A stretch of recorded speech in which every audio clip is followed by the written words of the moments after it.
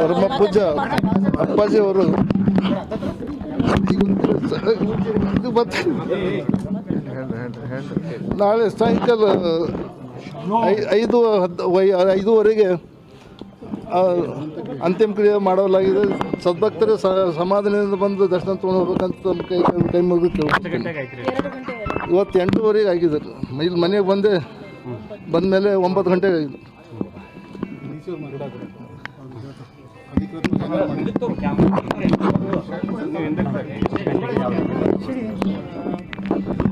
ಪರಮ ಪೂಜ್ಯ ಅಪ್ಪಾಜಿಯವರು ಇವತ್ತು 9:20 PM 9:20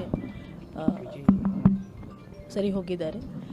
ತಮ್ಮೆಲ್ಲರಿಗೆ ಈಗಾಗಲೇ ತಿಳಿಸಿದಂತೆ ನಾಳೆ 5:00 ಎಲ್ಲ ಅಂತಿಮ ಕ್ರಿಯೆಯನ್ನು ಆಗತ್ತೆ ಮತ್ತು ಅಂತಿಮ ಸಂಸ್ಕಾರವನ್ನು ಎಲ್ಲ ಆಗತ್ತೆ.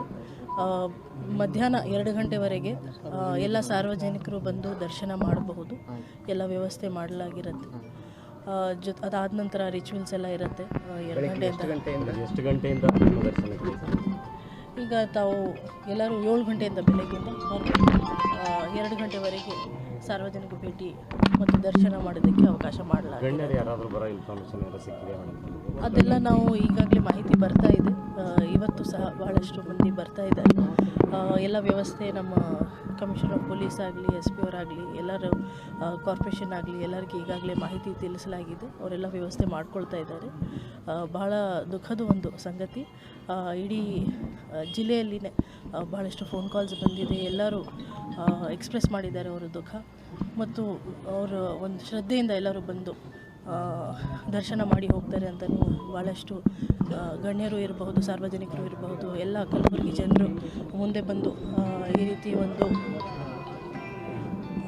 ದರ್ಶನವನ್ನು ಪಡೆಯುತ್ತಾರೆ ಅಂತ ಮಾಹಿತಿ ಬಂದಿದೆ. 7 ಗಂಟೆಯಿಂದ ಬೆಳಗ್ಗೆ ಅಂತ. ಎಸ್, 2 ಗಂಟೆವರೆಗೆ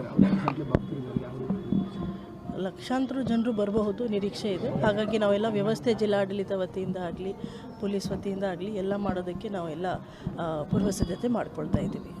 ಥ್ಯಾಂಕ್ ಯು. ಬರುವ ಭಕ್ತರಾಗಿರ್ಬೋದು, ಮಹಿಳೆಯರಿರ್ಬೋದು, ಮಕ್ಕಳಿರ್ಬೋದು, ಎಲ್ಲರಿಗೂ ಕೂಡ ಅವರು ಬಂದು ಸರದಿಯಲ್ಲಿ ಬಂದು ದರ್ಶನ ಪಡಲಿಕ್ಕೆ ಅವಕಾಶನ ನಾವು ಯಾವಾಗಿಂದ ಅಂತಿಮ ದರ್ಶನಕ್ಕೆ ಜನರಿಗೆ ಅವಕಾಶ ಇದೆ ಮತ್ತು ಎಂಟ್ರಿ ಎಕ್ಸಿಟ್ ಪಾಯಿಂಟ್ಗಳು ಬೇರೆ ಬೇರೆ ತಾಲೂಕಿಂದಲೂ ಕೂಡ ಸಾವಿರಾರು ಜನ ಬರ್ತಾರೆ. ಯಾವ ರೀತಿ ವ್ಯವಸ್ಥೆ ಇದೆ ಅಂತ ಈಗ ಅದ್ರ ಬಗ್ಗೆ ನಾವು ಕುಟುಂಬದ ಜೊತೆ ಡಿಸ್ಕಸ್ ಮಾಡ್ತಾಯಿದ್ವಿ. ಯಾವ ಟೈಮಲ್ಲಿ ಇವರು ಅಂತಿಮ ದರ್ಶನಕ್ಕೆ ಇಲ್ಲಿ ತಂದು ಇಡ್ತಾರೆ ಅನ್ನೋದ್ರ ಬಗ್ಗೆ ಚರ್ಚೆ ಮಾಡ್ತಾಯಿದ್ವಿ. ಅದನ್ನು ಕೂಡ ತಮಗೂ ತಿಳಿಸ್ತೀವಿ. ಆ ಸಂದರ್ಭದಲ್ಲಿ ಮಾಧ್ಯಮ ಮಿತ್ರರು ಕೂಡ ಸಹಕಾರ ನೀಡಬೇಕಂತ ನಾನು ತಮ್ಮಲ್ಲಿ ಕೇಳ್ಕೊಳ್ತೀನಿ.